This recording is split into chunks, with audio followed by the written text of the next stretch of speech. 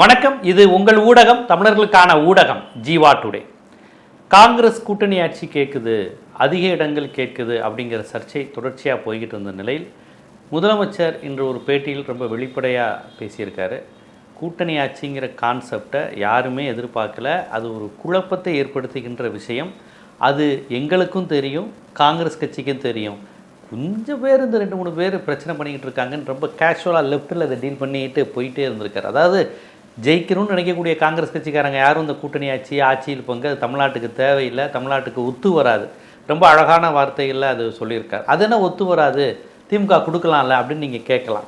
தமிழ்நாட்டுடைய பேட்டனுக்கு திமுக மட்டும் இல்லை, அதிமுக யாருமே கூட்டணி ஆட்சி அப்படிங்கிற கான்செப்டே ஒரு நிலையில்லாத ஆட்சி தான். தமிழ்நாட்டில் திமுக அதிமுகவோ ஒரு திராவிட கட்சிகள் மாநில சுயாட்சியை அடிப்படையாக கொண்டு இயங்குது. மற்ற மாநிலங்கள் மாதிரி தேசிய கட்சிகள் இங்கே இல்லை, இந்துத்துவா கட்சி ஆதிக்கமும் இல்லை.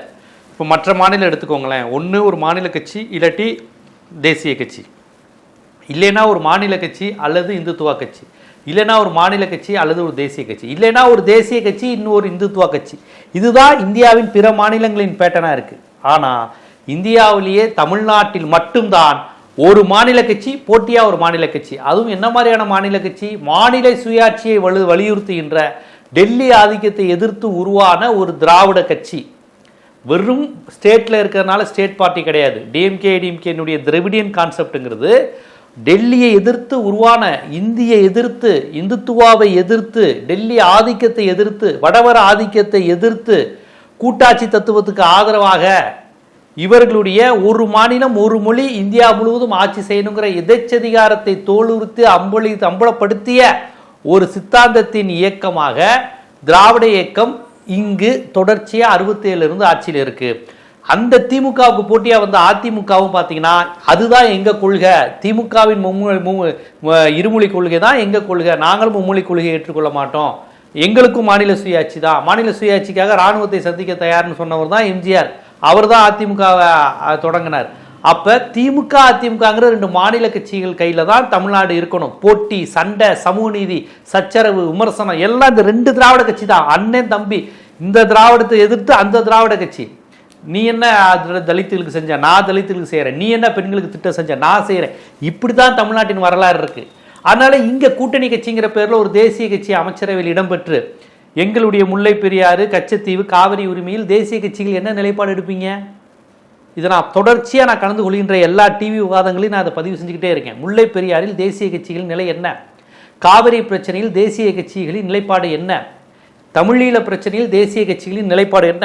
தமிழ் ஈழத்தெல்லாம் விடுங்க, குறைந்தபட்சம் பொருளாதார நடவடிக்கை சிங்கள பேரினவாத பௌத்த அந்த அரசின் மீது நடவடிக்கை எடுக்கணும், அப்படிங்கிற பொருளாதார குற்றவாளின்னு அறிவிக்கணும், அவர்கள் மீது ஒரு போர் குற்றம்னு அனுபவிக்கணும், இனப்படுகொலைங்கிற பேரை கூட பயன்படுத்த வேணாம்பா, குறைந்தபட்சம் அங்கே ஒரு நடவடிக்கை எடுக்கணுங்கிறதுக்காக தமிழ்நாடு மாநிலம் போராடுது, தமிழர்கள் போராடுறாங்க.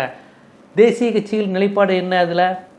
அப்போ எங்கள் மொழி, இனம், மாநிலத்துக்கென்று பிரத்யேக பிரச்சனைகளை ஆதரிக்கின்ற இயக்கங்களாக திராவிட கட்சிகள் மட்டும்தான் இருக்கு. திமுக, மதிமுக, அதிமுக போன்ற கட்சிகள் தான் இந்த பிரச்சனையில் ஒரே நிலைப்பாடு இருக்கு. அதை யார் தீவிரமாக செயல்படுத்துறா, யார் வீரியமாக செயல்படுத்தல, அதில் ஒருத்தருக்கு ஒருத்தர் போட்டி இருக்கு, அரசியல் இருக்கு.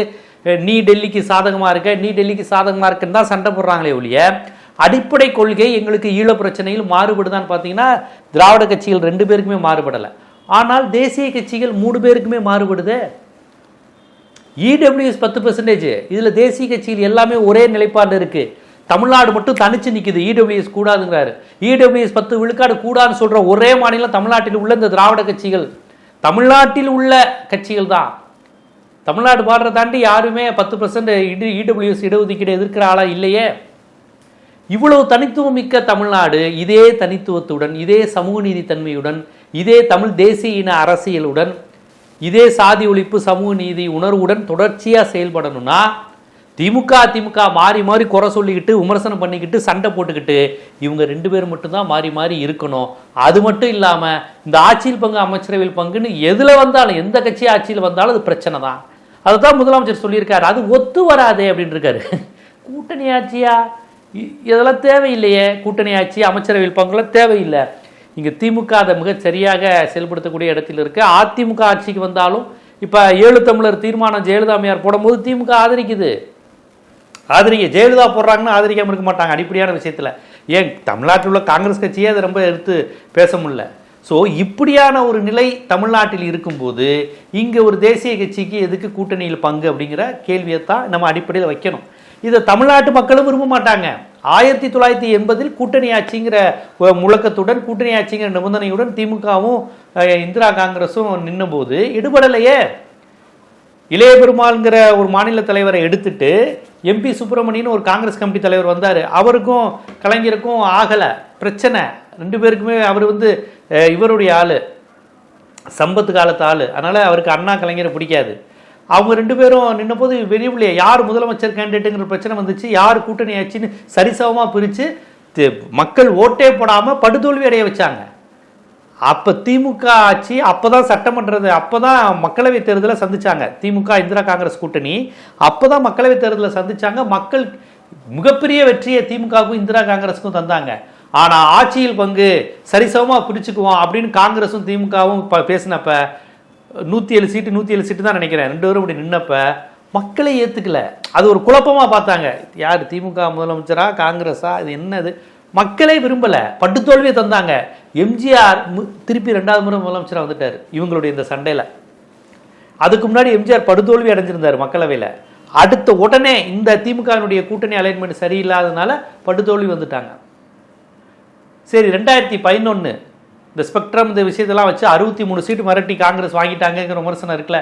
63 சீட்டு வாங்கினீங்கல்ல, ஏன்னா 45 சீட்டு ஜெயிச்சிட்டிங்களா, ஏன்னா 33 சீட்டு ஜெயிச்சிங்களா, என்ன ஒரு 24 சீட்டு ஜெயிச்சிங்களா சார், ஒரு 13 சார், 5 சீட்டு கூட ஜெயிக்கல. அப்போ உங்களுக்கு கூட சீட்டு கொடுக்கறதையே தமிழ்நாட்டு மக்கள் விரும்பலை. அதாவது ஒரு மாதிரி மாநில கட்சி அதிக இடத்தில் நிற்கணும்னு விரும்புகிறாங்க மக்கள். உதயசூரியனோ ரெட்டலையோ ஒரு மாநில கட்சி அதிக இடத்தில் நிற்கணும், காங்கிரஸுக்கு உரிய இடம் கிடைக்கணும், அப்படி தான் மக்கள் நினைக்கிறாங்க. பாஜக பார்த்து பதறாங்க தமிழ்நாட்டு மக்கள், வேணவே வேணான்னு. காங்கிரஸுக்கு ஒரு உரிய இடம் கொடுக்கணும்னு நினைக்கிறாங்க இல்லையா. ஆட்சியில் பங்கு, அதிக இடங்களில் தேசிய கட்சி அப்படிங்கிறது தமிழ்நாட்டு மக்கள் விரும்பவே இல்லை. 1980 அது தெரிஞ்சிருச்சு, 2011 அது தெரிஞ்சிருச்சு. அப்போ 2006 மைனாரிட்டியாக தான் திமுக ஜெயிச்சிச்சு, அப்போ கூட தரலைங்கிறாங்க. அப்போ ஏன் சார் நீங்கள் கேட்கல? அதாவது ஒரு எலெக்ஷனே வர்றதுக்கு முன்னாடி எங்களுக்கு ஆட்சியில் பங்கு தாங்கங்கிறீங்க. கூட்டணி ஆட்சி ஆட்சியில் பங்கெல்லாம் என்ன மைனாரிட்டியாக ரொம்ப சீட்டு குறைவான இடத்துக்கு போனதுக்கப்புறம் அதுன்னு சொல்லப்போனால் அப்படி பேசுவதே அந்த கூட்டணிக்கு நெகட்டிவ். கூட்டணி ஆட்சினாலே சீட்டெல்லாம் குறைஞ்சி வேறு வழி இல்லாமல் எல்லாருடைய தயவுல இருக்கு போய் தான் அந்த வார்த்தையெல்லாம் வரணும். இவங்க தொடர்ச்சியாக வெற்றி பெற்றுட்டு இருக்கு இந்த கூட்டணி. இவங்க இப்பயே ஆட்சியில் பங்கு, அதிக சீட்டு, எங்களுக்கு அதிகாரத்தை பிரித்து கொடுக்குறப்ப இப்பயே அந்த கூட்டணி பலவீனம் அப்படிமா இருக்குங்கிற தோற்றத்தை தந்துடும். 2006 உங்களுக்கு தேர்தல் முடிவில் உங்கள் தயவுல தான் இருந்துச்சு, காங்கிரஸ் பாமக எல்லாரும் சேர்ந்து தான் நடந்துச்சுன்னா அப்போ ஏன் பாமக அமைச்சரவையில் பங்கு கேட்கல, அப்போ ஏன் காங்கிரஸ் கேட்கல? அப்போ டெல்லி தலைமைக்கு தெரிஞ்சிருக்கு திமுக டெல்லிக்கு என்ன மாதிரி பயன்பட போகுது, நாம் அங்கே அமைச்சரவையில் பங்கு கேட்டு என்ன பண்ண போகிறோம்னு அவங்களும் அந்த வாய்ப்பு தரலை. புரியுதுங்களா? அப்படி ஒரு நெருக்கடி வந்தப்பே திமுக கூட்டணி ஆட்சி அமைக்கல, நீங்களும் நிர்பந்திக்கல. இப்போ தேர்தலே நடக்கலை, தேர்தல் நடந்து ரிசல்ட்டே வரலை, அதற்கு முன்னாடி எங்களுக்கு ஆட்சியில் பங்குங்கிறத உறுதிப்படுத்து அப்படின்னு சொன்னீங்கன்னா திமுக தோக்கடிக்கணுங்கிற ஒரு நோக்கத்தோடு கேட்கறது தான். இந்த இந்தியா கூட்டணி திமுக கூட்டணியே தமிழ்நாட்டில் ஒன்றும் இல்லாமல் ஆக்கணும். அவங்களுக்கு நல்லா தெரியும், இப்படி கேட்டு அவங்க பிரிஞ்சு போய் யாரோட கூட்டணி வச்சாலும் அவங்களால ஒரு சட்டமன்ற உறுப்பினர் கூட பெற முடியாதுன்னு தெரியும். அப்போ அவர்களுடைய நோக்கம் என்னன்னா, நான் தோற்று போயிடுவேன்னு தெரியும், ஆனால் நீ ஆட்சிக்கு வரக்கூடாது, இல்லாட்டி உன்னைய நான் ஒரு சிக்கலுக்கு உட்படுத்துவேங்கிற அந்த நோக்கம்தான். அப்படி இந்த நேரத்தில் திமுக கூட்டணிக்கு சிக்கலை உட்படுத்துவது என்பது பாரதிய ஜனதாவுக்கு முழுக்க சாதகமாக அமையும், அதிமுகவுக்கு சாதகமாக அமையாது. அதிமுக கூட்டணி ஜெயிச்சாலும் தோத்தாலும் அதிமுகவுக்கு பாவம் தான். ஏன்னா பாஜக கைப்பிடிக்குள்ள இருக்கிற வரையும் அவங்க வெற்றி பெற்றாலும் பாஜக ஆட்சி தான், தோற்று போனால் அதிமுக தோல்வி தான். ஸோ அவங்க அந்த சிக்கலில் இருக்கிறாங்க. ஸோ அந்த நிலையில் இப்போ திமுக கூட்டணியிலேருந்து காங்கிரஸ் பிரிஞ்சு போய் பலவீனமாகுதுன்னா அதில் ஏதாவது ஒரு ஓட்டைக்குள்ளே நம்ம வந்துட முடியாதான்னு. பாஜகவை பற்றி உங்களுக்கு தெரியும் சார், அவங்க கவர்னர் சொல்கிற ஆள் தான் சிஎம். உங்களுக்கு அடிச்சு புட்டிச்சு புரூட்டல் மெஜாரிட்டியாக திமுக கூட்டணி ஜெயிச்சாதான் நல்லது. இந்த ஒரு சீட்டு 2 சீட்டு பிரச்சனை நின்றுக்கிட்டு இருக்கு, தொக்கிக்கிட்டு இருக்குன்னா உடனே உள்ளே பூந்துருவாங்க. ரிசார்ட் பாலிடிக்ஸு அது இதெல்லாம் ரொம்ப அழகாக வெயிட் பண்ணிக்கிட்டு இருக்காங்க. எங்கே எப்படிலாம் போகிறாங்க எல்லாம் பார்த்துக்கிட்டு இருக்கோம். மகாராஷ்டிரா பாணி தெரியும். இங்கே அவங்க ஒவ்வொரு மாநிலத்துக்குள்ளும் எப்படி உள்ளே போகிறாங்க, ஒரு எம்எல்ஏ போதும் வாங்கிட்டு நாங்கள் தான் சிஎம்ன்றுவாங்க. ஸோ இந்த நிலையில் பாஜகவுக்கு சாதகமாக அமைய போகுது, சாதகமாக அமைஞ்சிரும் அப்படிலாம் தெரிஞ்சுமே நாங்கள் பிரச்சனை பண்ணுறோம், கூட்டணி ஆட்சி தான் அமைக்க போகிறோங்கிற மாதிரியான பிரச்சனையை இவங்க பண்ணுவதுங்கிறது பாஜகவுக்கு தான் சாதகமாக அமையும். கடந்த காலத்தில் இப்படி தான் உத்தரப்பிரதேசத்தில் பாஜக இடம் பிடிச்சி எத்தனை சீட்டு வாங்கினீங்க நீங்கள் உத்தரப்பிரதேசத்தில்? இங்கே பாருங்கள், உத்தரப்பிரதேசத்தில் இதே மாதிரி காங்கிரஸ் அதிக சீட்டு, மாநில கட்சியில் முக்கியத்துவம் தராமல் இவங்க போனாங்க. அது எவ்வளோ சீட்டு வாங்கினாங்க? இந்தா நம்ம புள்ளி விவரமே பேசுவோம். எவ்வளோ சீட்டு வாங்கினாங்க சார்?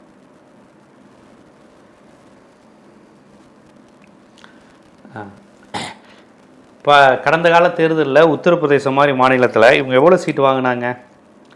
அந்த இது போட்டிருக்கேன் பாருங்கள். இவங்க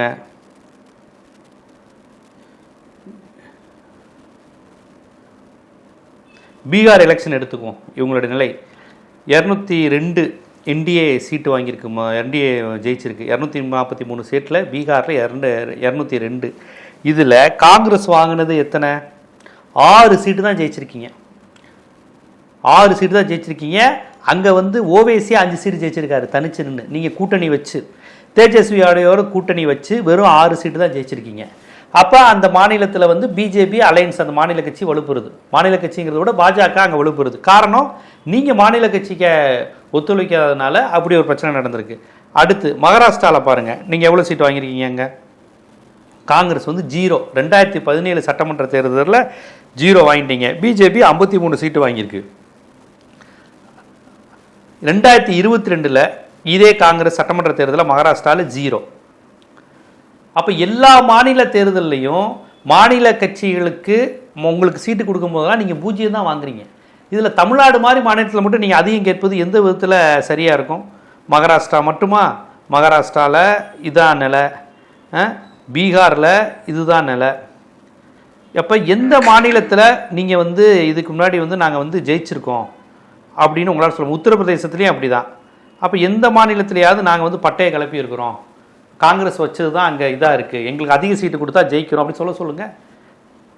எங்கேயுமே உங்களால் அப்படி வர முடியலையே. அப்படி இருக்கிறப்ப தமிழ்நாடு மாதிரி மாநிலத்தில் எங்களுக்கு அதிக சீட்டு கொடுக்குறேன் என்ன அர்த்தம்?